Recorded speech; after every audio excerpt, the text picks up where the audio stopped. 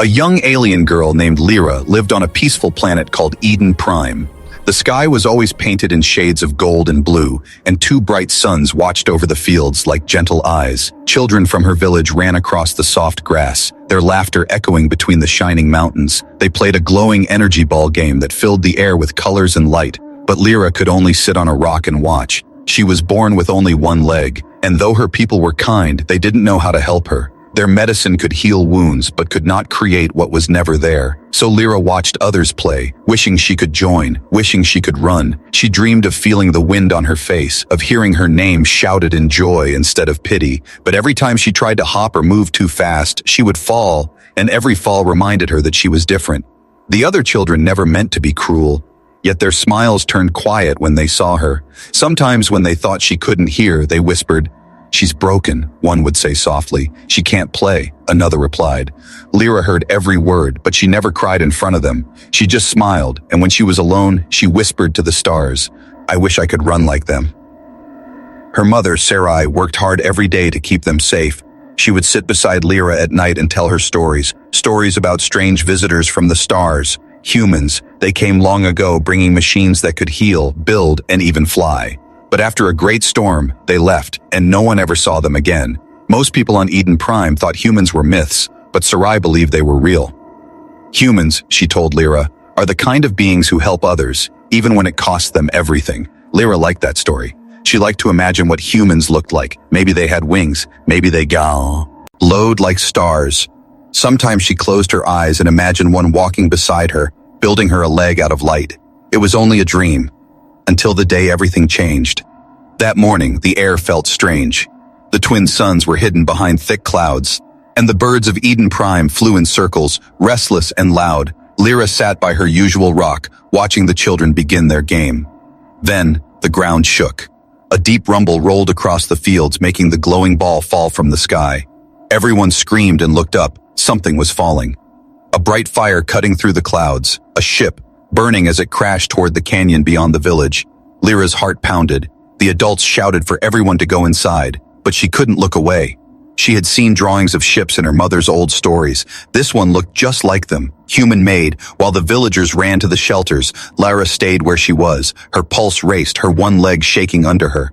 "What if it's a human?" she whispered. "What if the stories were true?"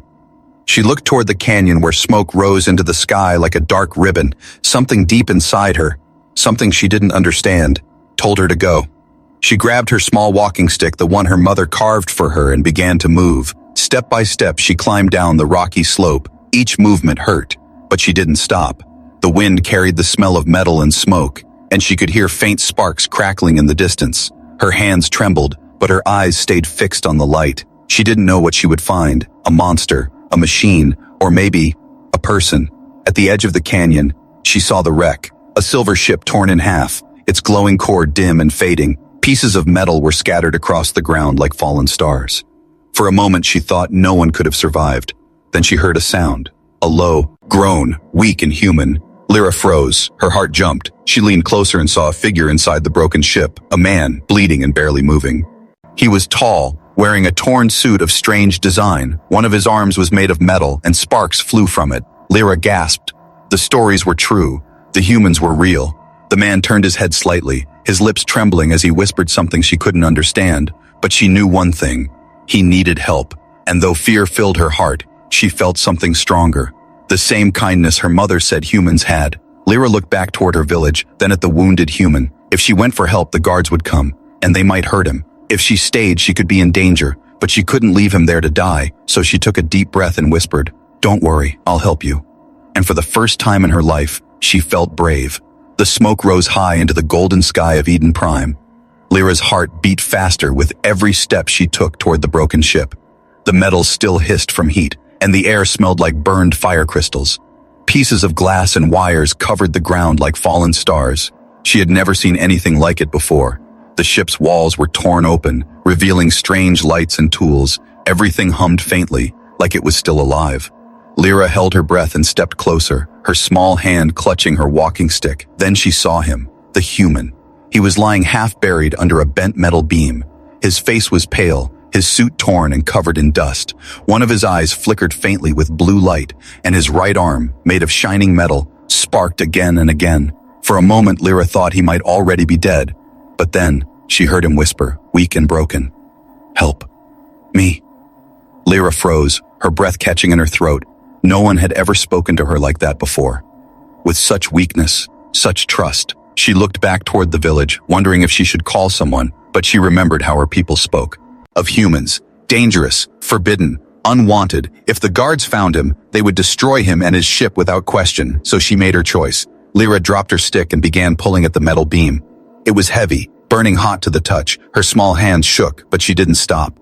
"Hold on," she whispered softly. "I'll get you out." The man's breathing was slow, almost fading. After a few long minutes, the beam finally moved enough for him to slide free. He groaned in pain as she dragged him away from the wreck, inch by inch. Her arms burned, her leg hurt, but she didn't stop. They reached the shade of a rock formation nearby. Lyra looked down at him. His chest rose and fell weakly. He opened his eyes again and looked at her, confusion and fear mixing in his gaze. "You're not human," he said in a trembling voice. Lyra shook her head. "No," she replied softly. "I'm from here." He coughed, small sparks coming from the side of his metal arm. "Eden Prime," he muttered. "I remember that name." Lyra didn't understand everything he said, but she recognized one word: remember. It meant he knew her world. Maybe he was part of the old stories her mother told.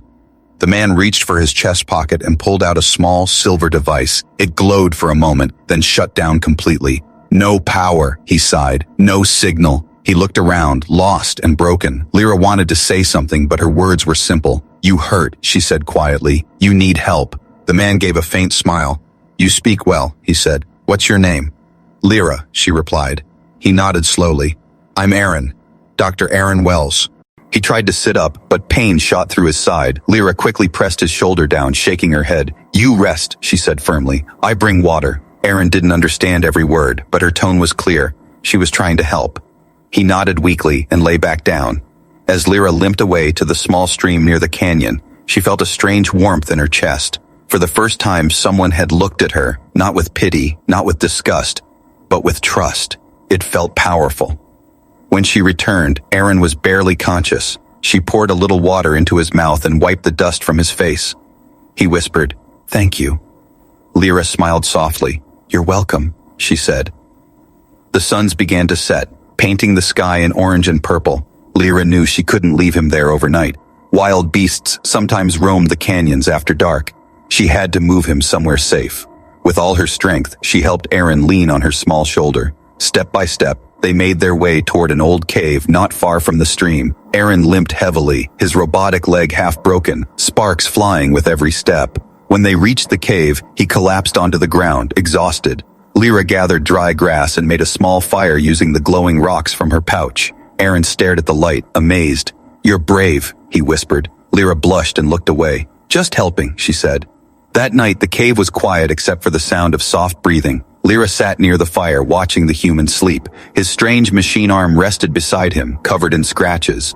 She wondered what kind of world he came from. Were there more humans out there? Did they all look like him? As she watched the stars through the cave opening, she whispered, Maybe you were meant to fall here." Outside, the night wind blew softly, carrying the faint hum of alien insects. Inside the cave, a young owl. Iron girl and a broken human lay side by side, two lives that should never have met, but fate had other plans, and neither of them knew that what began as a crash in the sky would soon change two worlds forever. The morning light spilled into the cave like a soft river. Lyra opened her eyes slowly, feeling the warmth of the suns touch her face. Beside her, the human, Dr. Aaron Wells, was still asleep, his breathing heavy but steady. His face looked less pale now, though his suit was torn, and his robotic arm still sparked weakly. For a moment, she just watched him, trying to understand how someone so strong could look so fragile. She stood up quietly and limped toward the stream, filling a small bowl with water. When she returned, Aaron was awake, blinking at the strange stone walls around him. He looked confused, but when he saw her, a small smile crossed his tired face. "You stayed," he whispered, his voice rough. Lyra nodded. "You hurt. I help," she said simply, handing him the bowl. He drank slowly, his hand shaking slightly. "Thank you," he murmured. "You saved my life." Lyra didn't answer, but her eyes softened. She wasn't used to hearing words like that. "Thank you." They felt heavy and kind at the same time. Aaron leaned back against the wall, his gaze drifting toward the cave's opening. Outside, the world of Eden Prime glowed softly under the twin suns. "It's beautiful," he said quietly. "Still the same after all these years." Lyra tilted her head. "You know this place?" He nodded slowly. "Long ago, humans came here to study your people, to learn from them. But something happened," he continued, his voice dropping low. "A war broke out on another world, and the mission ended before we could return." Lyra listened closely, though she didn't understand every word, but she caught one thing. Humans had been here before. It meant her mother's stories were true. Why, Aaron looked at her again, his eyes filled with curiosity. "Your leg," he said softly, pointing. "You were born like that." Lyra's smile faded. She looked down, her single leg resting against the cool ground. "Yes," she said quietly. "Other kids play. I watch." Aaron watched her for a long moment, then his face grew serious. "I can help you," he said suddenly. Lyra blinked, confused. "Help me?" He nodded, his voice firm now. "I can build you a leg. A new one." For a moment, Lyra thought she had heard him wrong. Her heart skipped a beat. "Build? Leg?" she asked slowly. Aaron smiled weakly. "Yes," he said. "I'm an engineer. I build things, machines, prosthetics." He lifted his damaged metal arm, the light flickering along its surface. "See this?" he said. "I made it myself." Lyra stared in wonder, her big eyes shining. "You can make one for me?" she whispered. "If I can find the right parts," Aaron said.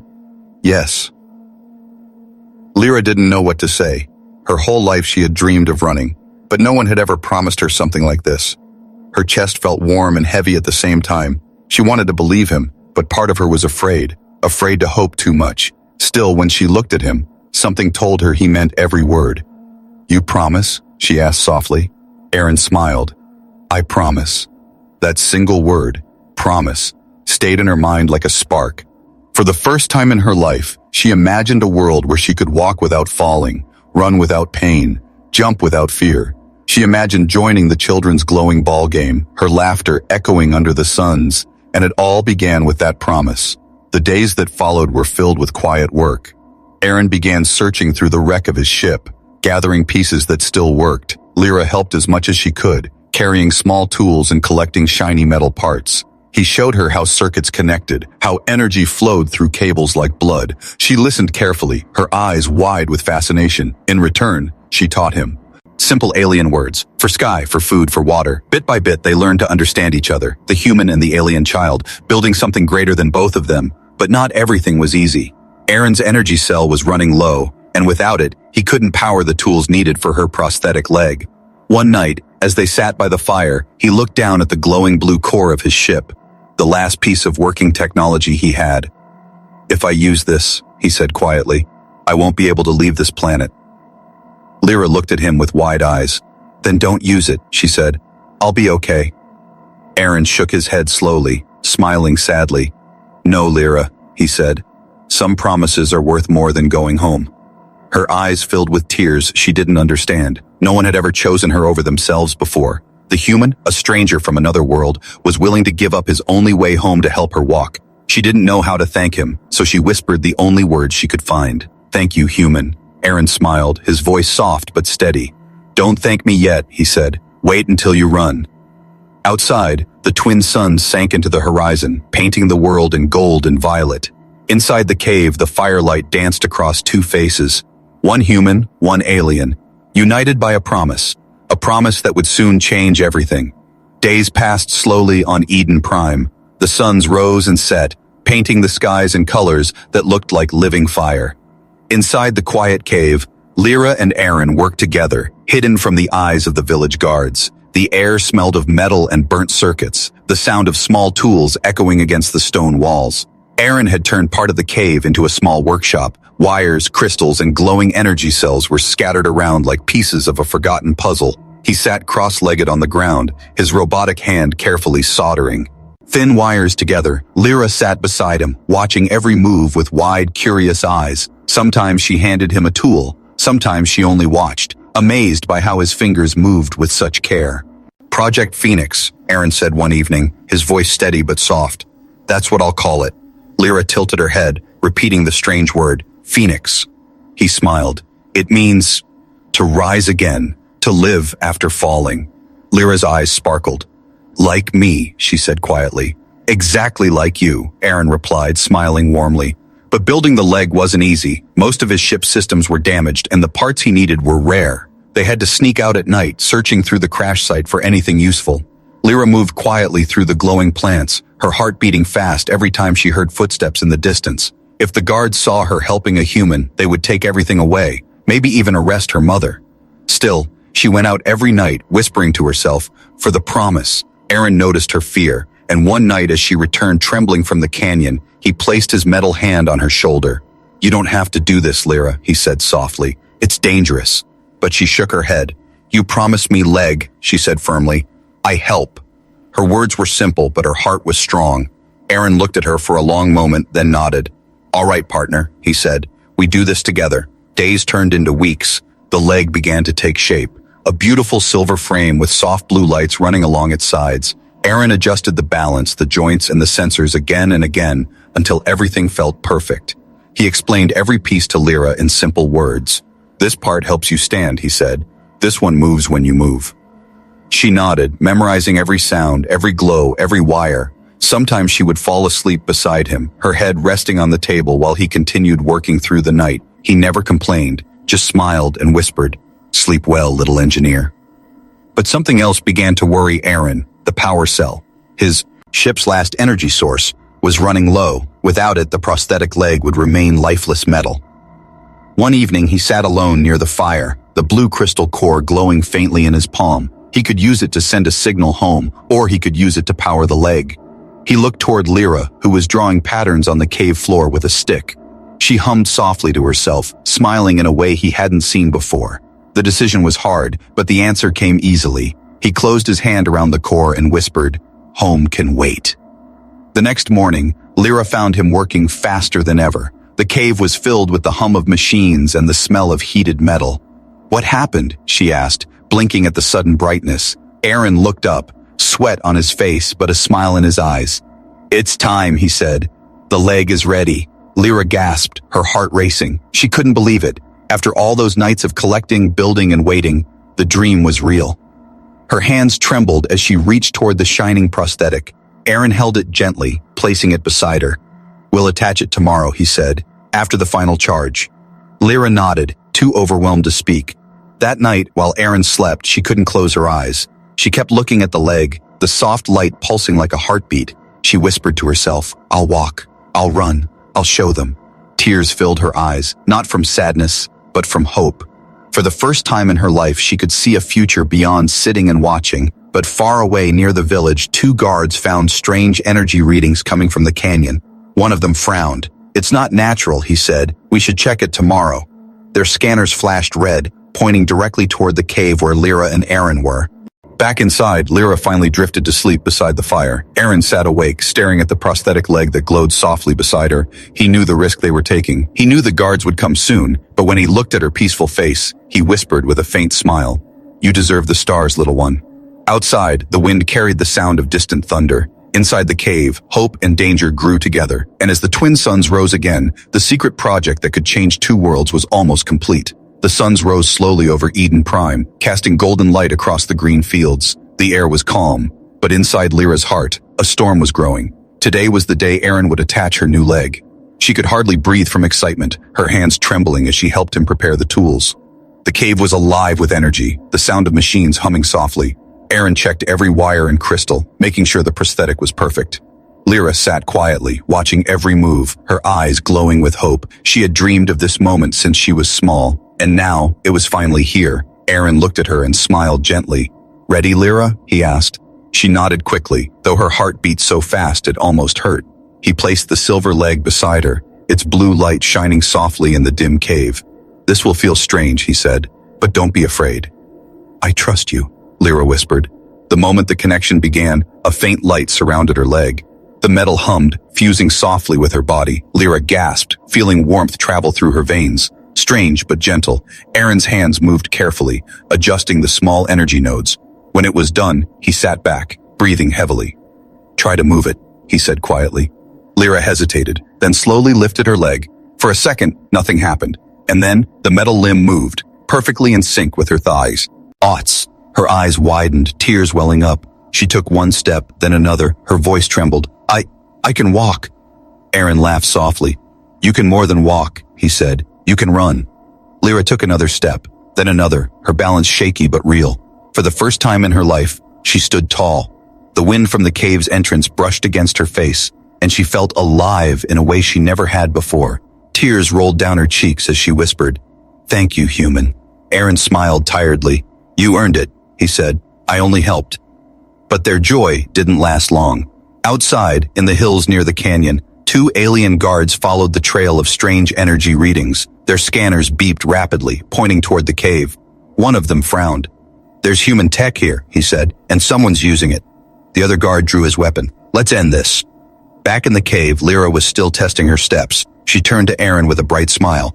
"I can dance," she said with laughter in her voice. But Aaron didn't smile this time. He had noticed something. A faint red light blinking on the edge of his broken scanner. It wasn't from his tools.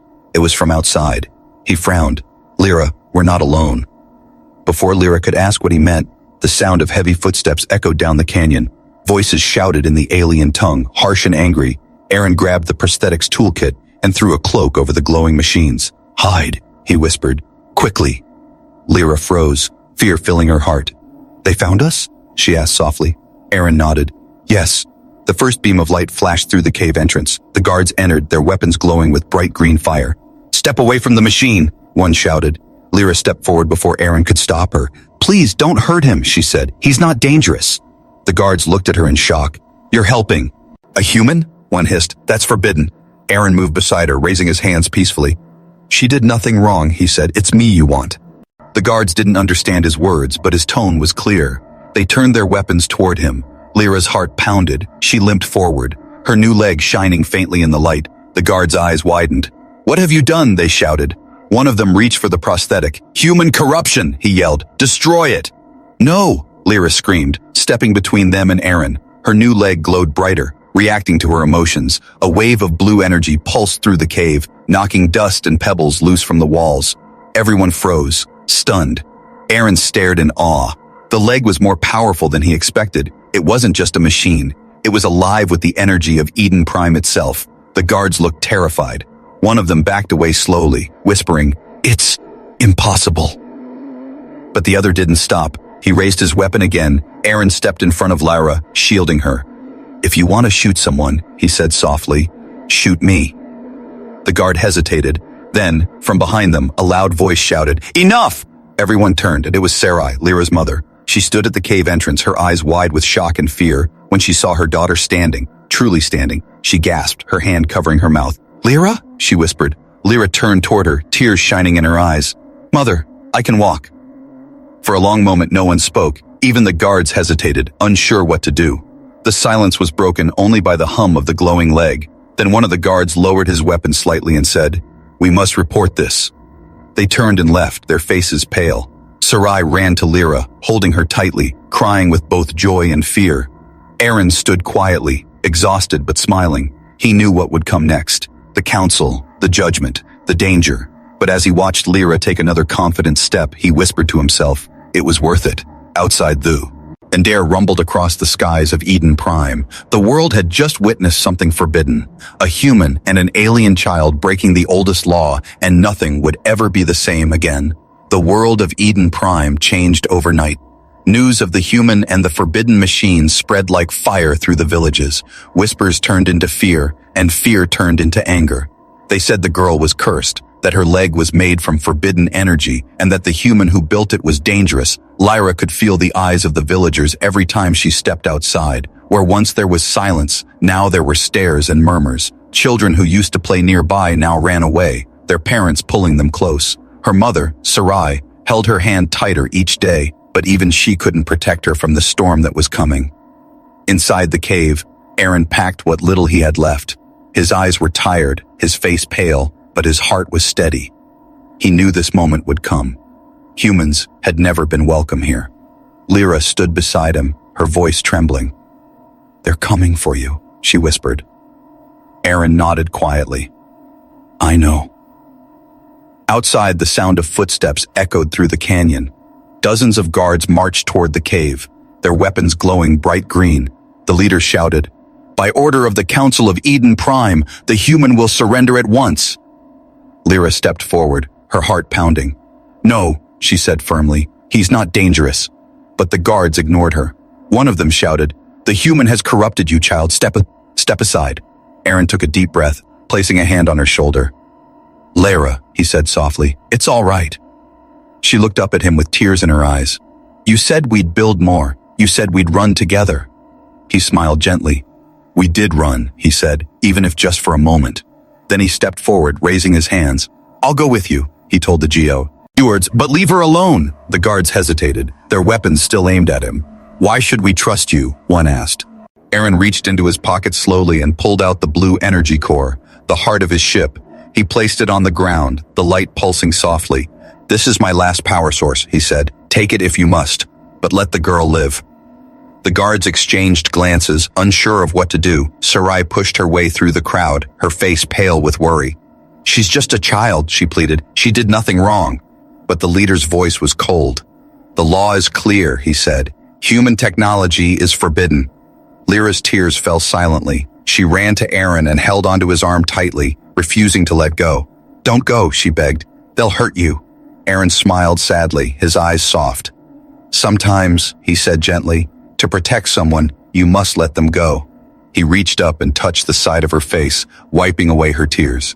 "Remember, Lyra," he whispered, "humans build, not to destroy, but to heal." Before the guards could pull him away, Aaron turned to his tools one last time. He reached down and tapped a small switch hidden beneath the table. The prosthetic leg on Lyra's body glowed faintly. He had given it a gift, a self-charging crystal that would last forever. Even if he was gone, her leg would never stop working. The guards grabbed his arms and began leading him away. Lyra tried to follow, but her mother held her back. "Let him go," Sarai whispered through tears. "He's doing this for you." Lyra struggled, her voice breaking. "No, he's my friend," she cried. "He kept his promise." Aaron looked back one last time. The suns were setting behind him, casting his shadow long and golden. "Keep walking, Lyra," he said softly. "Never stop." Then he smiled, a small, tired human smile, and let them take him. As they disappeared into the distance, the wind carried his words through the canyon. Lyra fell to her knees, crying silently as the light from her leg pulsed softly. Beneath her, her mother wrapped her arms around her, holding her close. "He gave you freedom," Sarai whispered. "Don't waste it." That night, the sky above Eden Prime was filled with stars. Lyra sat alone outside the cave, staring at the horizon. She could almost see Aaron's ship in the distance, glowing faintly under the twin moons. She whispered into the wind, "Thank you, human." The next morning, the guards returned to the city with Aaron. He was taken to the council chamber where judgment awaited him. But before they could question him, the skies above Eden Prime roared. A distant signal, faint but unmistakable, came from the stars. It was a human ship, responding to his last beacon. Aaron's sacrifice had reached them. Far away in the canyon, Lyra stood on her new leg, looking up at the same sky, the stars reflected in her eyes like fire. "He kept his promise," she said softly. "Now it's my turn." She turned toward the village and began to walk, not limping, not crawling, but walking strong and proud. Each step echoed with the spirit of the man who had believed in her, the man who had given everything so she could stand.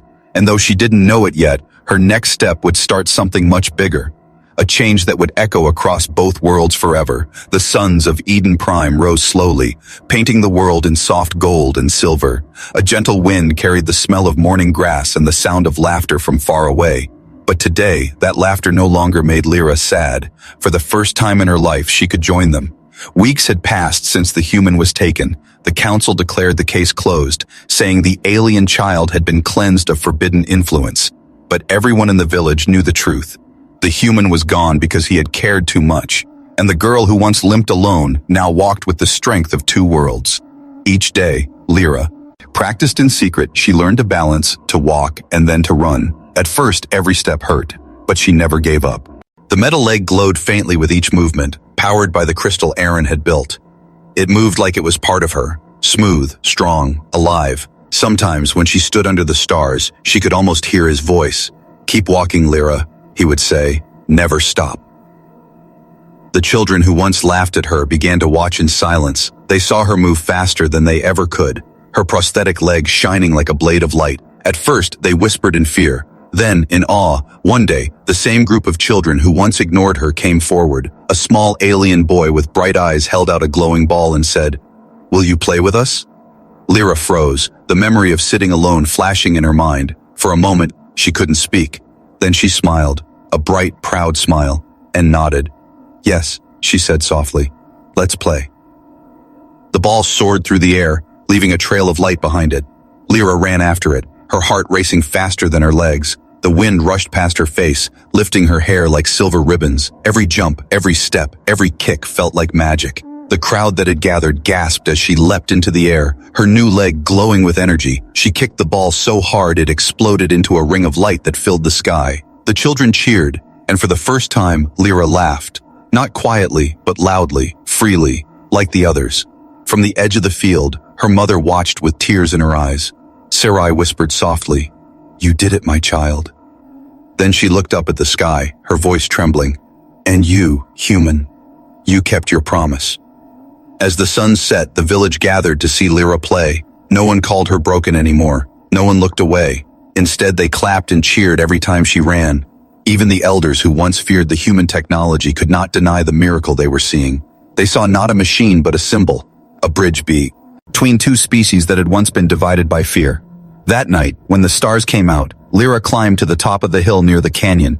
The place where the ship had crashed still glowed faintly under the twin moons.